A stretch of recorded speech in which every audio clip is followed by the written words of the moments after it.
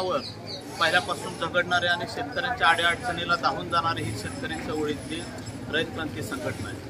या राज्याचे माजी मंत्री तथा आमच्या रयत क्रांती संघटनेचे संस्थापक अध्यक्ष आदरणीय आमदार सदाभाऊ खोत साहेबांच्या मार्गदर्शनाखाली आम्ही या सोलापूर जिल्ह्यामध्ये सुद्धा ऊस उत्पादक शेतकऱ्यांना चांगल्या पद्धतीनं न्याय मिळवून देण्याचं सातत्यानं काम केलेलं आहे। आणि त्याच माध्यमातून आज माढा विधानसभा मतदारसंघामध्ये ही निवडणूक प्रक्रिया चालत असताना जर वेगळ्या पद्धतीनं नेरेटिव्ह माइंडनं जर काही सेटअप झालेला असेल आणि चुकीच्या पद्धतीनं प्रचाराची वल्गना जर काही मंडळी करत असतील तर त्यालाही आम्ही शेतकरी प्रश्नावर झटणारी चळवळीतली संघटना म्हणून आम्ही त्याही गोष्टीला विरोध करणार आहे। आणि म्हणून आम्ही काल करकम येथे एक बैठक घेतली आणि त्या बैठकीमध्ये आमचा निर्णय झाला आणि त्या निर्णयातून आम्ही सगळ्याच पदाधिकाऱ्यांना एकत्रित घेऊन त्या चर्चेतून आम्ही अपक्ष उमेदवार रणजितसिंह शिंदे यांना आम्ही रयत क्रांती संघटनेचा पाठिंबा काल जाहीर केलेला आहे। आपण जर पाहिलं तर काही दिवसापूर्वी आपण ऊसदरासंदर्भात जे आहेत कारखानदार आहे त्यांच्या विरोधात रयत क्रांती संघटनेनं ऊसासंदर्भात आंदोलन केलं होतं आणि त्या आंदोलनाचा एक चर्चा आहे की माढा तालुक्यात आपण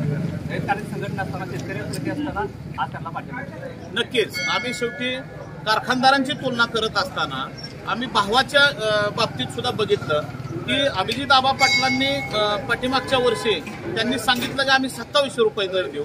त्याच दराला अनुषंगिक आमदार बबनदादा शिंदे यांच्या विठ्ठलराव शिंदे साखर कारखान्याने सुद्धा त्या पटीत दर जास्त दिला। आता चालू वर्षी 3500 रुपये दराची घोषणा केली आणि शेवटी दराच्या घोषणेवर जर शेतकरी कोण जर आकृष्ट करत असेल स्वतःकडे त्यावेळेस मी त्या उमेदवारांना सुद्धा एक प्रश्न विचारेन की त्यांचं जे शीर्ष नेतृत्व आहे, ज्या नेतृत्वाच्या मार्गदर्शनाखाली आपण निवडणूक लढवत आहात, त्या नेतृत्वाने अद्यापपर्यंत शेतकऱ्यांच्या कुठल्याही दोन्ही स्वतःच्या कारखान्याचा शेतकऱ्यांना काय दर देणार हा अजिबात जाहीर केलेला नाही। पहिल्यांदा निवडणुकीत तुम्ही मतदारांसमोर जाताना आपल्याकडे स्वतःकडे पहिल्यापासून 60-60 वर्ष झालं कारखाने आहेत, त्या कारखान्यांचा सुद्धा दर तुम्ही जाहीर करावा, अन्यथा तुम्हाला मतदार नाकारल्याशिवाय राहणार नाही। तर आपल्यासोबत सुहास पाटील सर होते आणि रयत क्रांती संघटनेनं मात्र अपक्ष उमेदवार रणजितभाई शिंदे यांना मात्र पाठिंबा दिलेला आहे आणि या पाठिंब्यामुळे माढा तालुक्यामध्ये एक वेगळी चर्चा या ठिकाणी निर्माण होते आणि खऱ्या अर्थानं माढ्याचा विजयी उमेदवार कोण ठरणार हे मात्र 23 तारखेला समजते।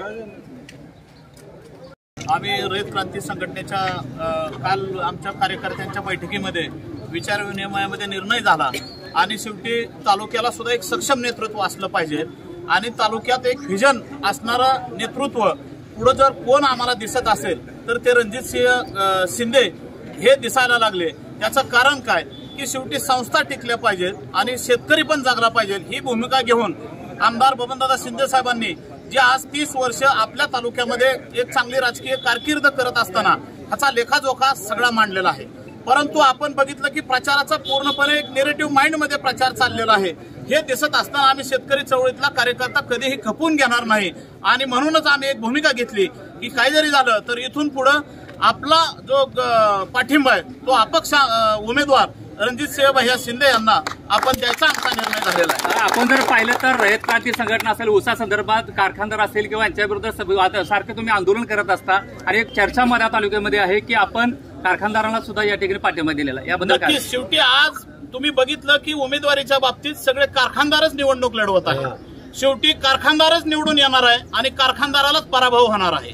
म्हणून शेवटी ज्यांनी चांगलेच कारखाने चालवलेत त्यांच्याबरोबर राहणं हे चांगल्या विचाराचं आम्ही मनोदय व्यक्त केला। म्हणून माजी मंत्री तथा आमच्या संघटनेचे संस्थापक अध्यक्ष आदरणीय सदाभाऊ खोत साहेबांचा आणि आदरणीय बबनदादांचा फोनवरून संपर्क झाला आणि तिथून पुढे आम्हीही आमच्या विचारामध्ये बदल करून आम्ही बबनदादांच्या नेतृत्वाखाली रणजितसिंह भाई यांना आमच्या संपूर्ण माढा विधानसभा मतदारसंघातील सर्व ताकद आम्ही रणजितसिंह भाई यांच्या पाठीमागे उभा करत आहोत। तसेच आम्ही करमाळा विधानसभा मतदारसंघामध्ये सुद्धा आम्ही संजय मामा शिंदे यांना पाठिंबा दिलेला। तुमचा पक्ष महायुतीमध्ये आहे आणि तुमचा जो उमेदवार आहे मिलनताई साठे, तुम्हाला वाटत नाही का की तुम्ही मित्र पक्षाच्या उमेदवाराला वारेवर सोडले असं? या सुद्धा प्रश्नाची मी वाट बघत होतो पत्रकारांकडून। भावांनो, आम्ही महायुतीमध्ये काम करत असताना महायुतीला सबस्टिट्यूट म्हणून आमदार बबनदादा शिंदेंनी आजपर्यंत काम केलं। आम्हाला वाटत होतं की महायुतीतून आमदार दादांनी तिकीट घ्यावं किंवा भैयांनी तिकीट घ्यावं, परंतु त्यांना काही राजकीय अडचणी आल्या असतील, त्यांनी तिकीट घेतलं नाही।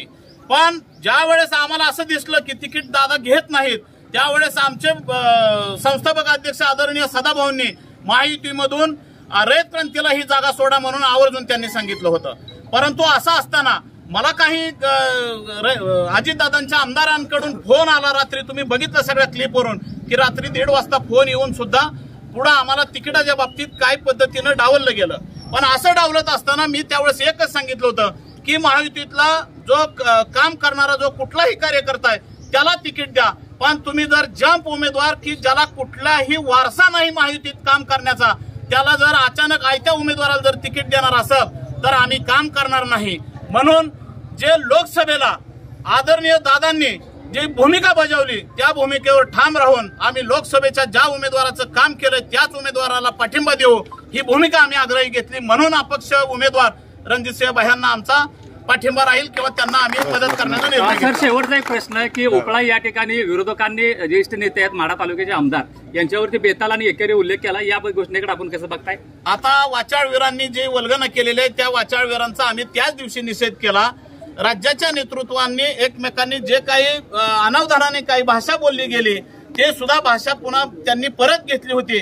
त्याच्यानंतर हा विषय आपल्या तालुक्यामध्ये निघायला नको होता, परंतु स्वतःची टीआरपी वाढवण्यासाठी काही मंडळी वेगवेगळ्या व्यासपीठाचा प्रयत्न करत आहेत किंवा स्वतःला महत्व आणण्यासाठी राजकारणात अशा मंडळींना ठेचून काढल्याशिवाय आपल्याला पर्याय राहणार नाही.